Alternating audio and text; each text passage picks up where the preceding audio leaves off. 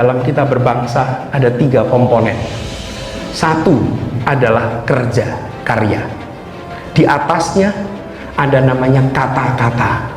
Di atas kata-kata ada gagasan.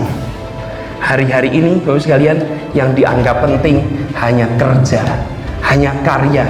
Yang penting barangnya kelihatan. Kata-kata dianggap nggak penting. Kata-kata tidak perhatikan. Gagasan tidak dipikirkan. Apa yang terjadi? Maka kita seperti berjalan tanpa memegang kompas, tanpa memegang arah. Kenapa? Karena gagasan tak muncul, kata-kata tak hadir.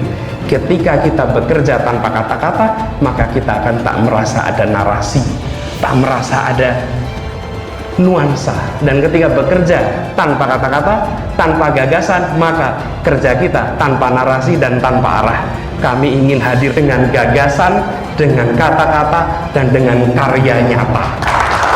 Saya kira Pak Mahfud juga salah satu tokoh yang dalam radar kami. Dan kenapa? Beliau adalah seorang punya pengalaman empirik di dunia birokrasi yang juga sejak zaman pemerintahan Gus Dur ya.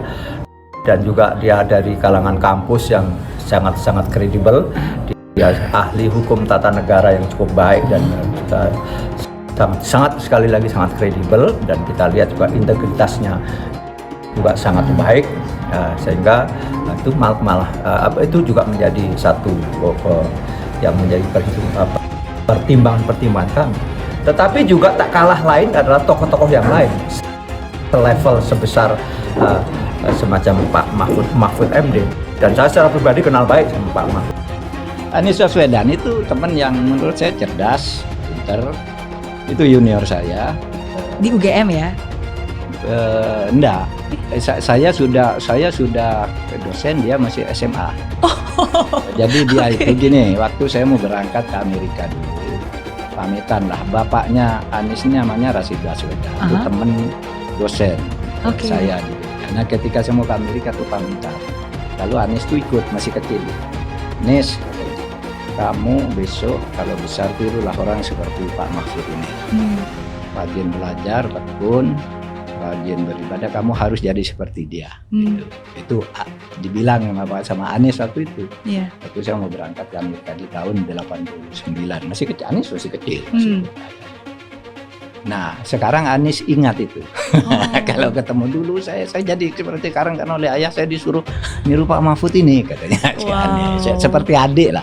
Anies itu dengan saya seperti adik. Ibunya sampai sekarang masih telepon-teleponan. Saya anggap dia orang pintar. Ya, pasti setiap orang ada kelemahannya. Nah, pintar ngomongnya, pintar bahasanya bagus.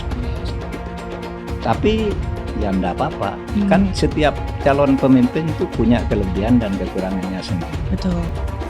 Sepandai-pandai tumpai meloncat, satu saat juga akan jatuh. Dua hal yang nggak bisa ditolak dalam alam ini, satu, Vox Populi, Vox Dei. Suara rakyat, suara Tuhan, representasi dari suara Tuhan. Yang kedua sendiri, ridho ilahi, itu nggak bisa ditolak. Nah, sejauh ini kok kami membaca tanda-tanda itu ada pada Anies Baswedan. Ini sebuah hal yang kemudian bahwasanya pemilu itu adalah modern warfare, proses pertarungan, perebutan kekuasaan. Tapi kok saya tidak melihat hal-hal seperti itu juga dilakukan oleh beberapa pihak untuk kemudian melakukan hal-hal yang irasional atau kegilaan-kegilaan tersendiri. Saya pikir tidak sebejat itu juga moral-moral orang-orang ya. Bahwasanya ada sebuah dinamika gitu ya. Dan saya melihat sejauh ini kalau kekuasaan dijalankan secara teror, maka kemudian dampaknya pasti akan tidak baik. Maka kemudian sama-sama bahwasanya di dalam postulasi demokrasi itu selain transparansi, akuntabilitas, partisipasi, ada kompetisi sebagai sebuah mekanisme bagaimana sirkulasi elit terjadi. Dan saya meyakinkan virtue bagi orang-orang yang hari ini ada di dalam kekuasaan. Untuk itu Pak Surya selalu menyampaikan, partailah yang kemudian menjadi instrumen mengusulkan capres dan cawapres. Jadi kita harus mengembalikan kepada pasal 1. Kita harus mengembalikan pada undang-undang.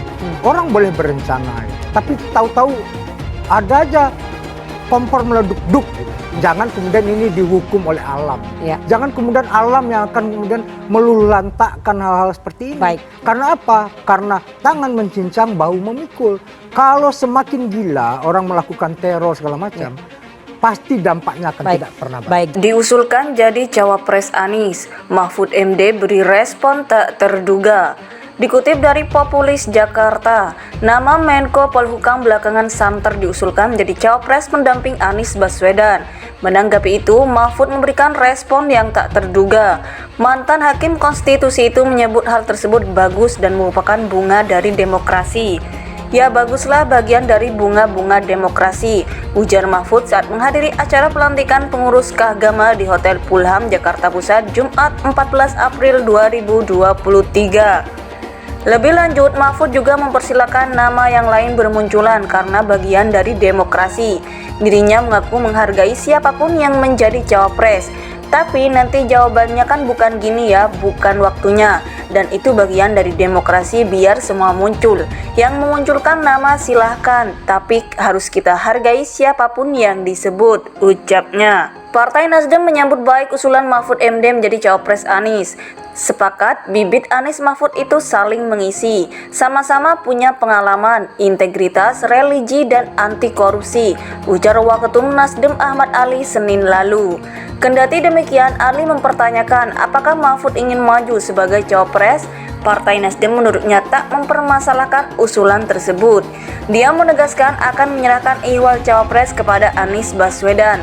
Tergantung Anies, kami Nasdem setuju-setuju saja, ungkap Ali. Emang Bang Mahfud mau jadi cawapres Anies? Imbuhnya. Nama Menko Polhukam belakangan santer diusulkan menjadi cawapres pendamping Anies Baswedan. Menanggapi itu, Mahfud memberikan respon yang tak terduga. Mantan Hakim Konstitusi itu menyebut hal tersebut bagus dan merupakan bunga dari demokrasi. Ya baguslah bagian dari bunga-bunga demokrasi, ujar Mahfud saat menghadiri acara pelantikan pengurus keagama di Hotel Pulham, Jakarta Pusat, Jumat 14 April 2023. Sepakat, bibit Anies Mahfud itu saling mengisi, sama-sama punya pengalaman, integritas, religi, dan anti korupsi, ujar Waketum Nasdem Ahmad Ali Senin lalu. Kendati demikian, Ali mempertanyakan apakah Mahfud ingin maju sebagai cawapres. Partai Nasdem menurutnya tak mempermasalahkan usulan tersebut. Dia menegaskan akan menyerahkan ihwal cawapres kepada Anies Baswedan. Tergantung Anies, kami Nasdem setuju-setuju saja. Lebih lanjut, Mahfud juga mempersilahkan nama yang lain bermunculan karena bagian dari demokrasi. Dirinya mengaku menghargai siapapun yang menjadi cawapres. Tapi nanti jawabannya kan bukan gini ya, bukan waktunya. Dan itu bagian dari demokrasi biar semua muncul.